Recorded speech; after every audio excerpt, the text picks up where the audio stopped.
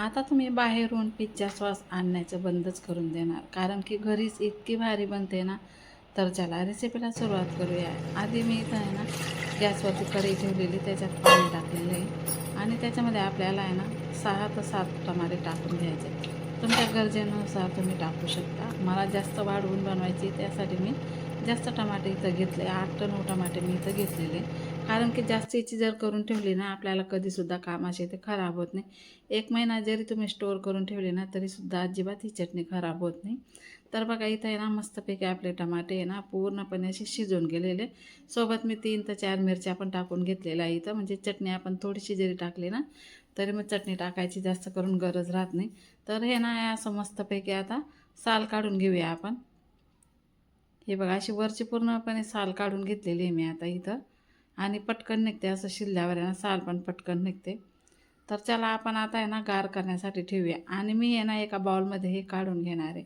आणि ही चटणी जर तुम्ही अशी घरी बनवते ना कमी खर्चामध्ये, आणि बाहेरून आणणार ना खूप महाग भेटते, तर घरच्या घरी मस्तपैकी बनवा.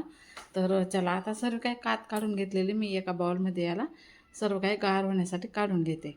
बघा छान मस्त असे मऊसूत मस्त आपले टमाटे इथं शिजून झाले. बघा कात पण किती निघालेली. तर बघा अशी मी आता एका बाउलमध्ये काढून घेतलेले, आता गार झालेले. तर चला आपण मिक्सरच्या जारमधून याला आहे ना मस्तपैकी बारीक करून घ्या. जास्त चिकन पण करायचं नाही याला. तर मस्तपैकी इथं आहे ना मी टाकून घेतलेले, आणि हे तुम्हाला पाणी आहे ना टमाट्याचंच पाणी आहे. हे पण जर टाकून दिलं ना तर काही नाही, जेव्हा आपली चटणी बनते ना तेव्हा हे सर्व काही आटून जातं. हे मिरच्या वगैरे सर्व काही मी टाकून दिलेलं आहे. आता मस्तपैकी असं मी याला हे बघा मस्तपैकी ग्रेव्ही करून टाकलेली आहे. हे बघा आता आपल्याला इथं आहे ना तुम्हाला दाखवते मी मस्तपैकी असं वाटण करून घेतलेलं. हे बघा मस्त जाड नाही बारीक नाही असं करून घ्यायची. तर आपल्याला आता आहे ना गॅस पेटवून मी इथं कढई ठेवलेली, आणि बघा कढईमध्ये आपल्याला एक पै तेल टाकायचं आहे. त्याच्यामध्ये अद्रक लसणाची पेस्ट टाकायची. तेलच्या ऐवजी तुम्ही बटर टाकलं ना तरीसुद्धा चालतं. तर आपल्याला इथं आहे ना आता थोडं चिल्ली फ्लॅक्स टाकून घ्यायचे. हे बघा हे चिल्ली फ्लॅक्स टाकून घेतलेलं आहे मी. त्यानंतर ऑर्गॅनिश टाकून घ्यायचं आहे आपल्याला इथं, त्याच्याशिवाय आपली चटणी बनतच नाही. तर बघा मस्तपैकी हे मिक्स करून घेतलेलं आहे. आता जे काही आपण चटणी वाटून घेतलेली आहे ना ती टाकून घ्यायची आहे.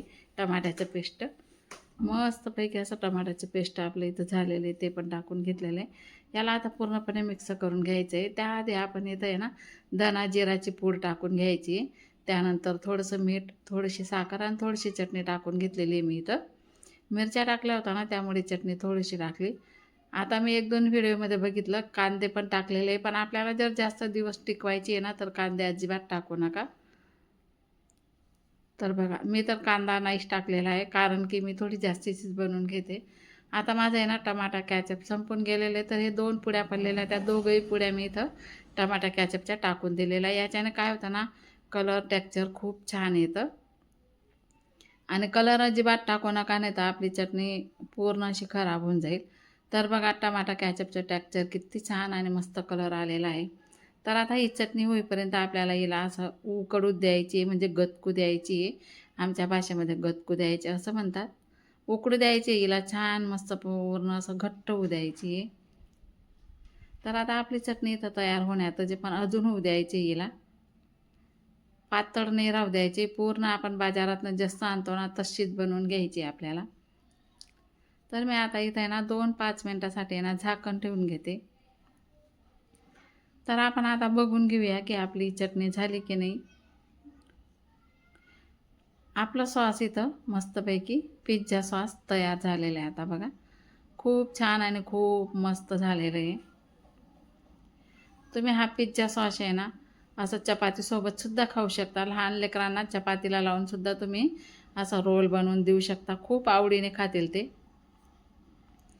आता आहे ना मस्तपैकी याला गार होऊ द्यायचं आहे आपल्याला. हे बघा पूर्णपणे मस्त असे दाटसर झालेले आहे. आपला पिझ्झा सॉस आहे ना इथं मस्तपैकी दाटसर झालेला आहे. तर याला आपण गार होण्यासाठी ठेवूया. तर चला आता मस्तपैकी गार झालेलं एका बाउलमध्ये काढून घ्यायचं आहे आपल्याला. मी आता इथं आहे ना काढून घेतलेलं आहे बघा.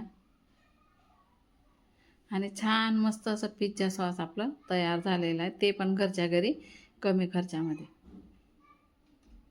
बघा खूप छान आहे आणि खूप एकच नंबर आपल्या इथं पिझ्झा सॉस रेडी झालेलं आहे. आता तुम्ही कधीही पिझ्झा बनवू शकता किंवा सँडविच बनवणार त्यालासुद्धा लावायला खूप छान मस्त. तर कसा वाटला आजचा हा छोटासा माझा व्हिडिओ कमेंट करून नक्की सांगा. ज्या पण ताई पहिल्यांदा माझा व्हिडिओ पाहत असेल त्यांनी सबस्क्राईब नक्की करा, लाईक कमेंट पण करा. आणि ज्या माझ्या गोड ताई पहिलेपासून माझ्या फ्रेंड आहेत, तर माझ्या सबस्क्रायबर आहेत, त्या माझ्या गोड ताई नक्कीच व्हिडिओला लाईक कमेंट करा. चला भेटू पुढच्या व्हिडिओमध्ये, तोपर्यंत बाय बाय.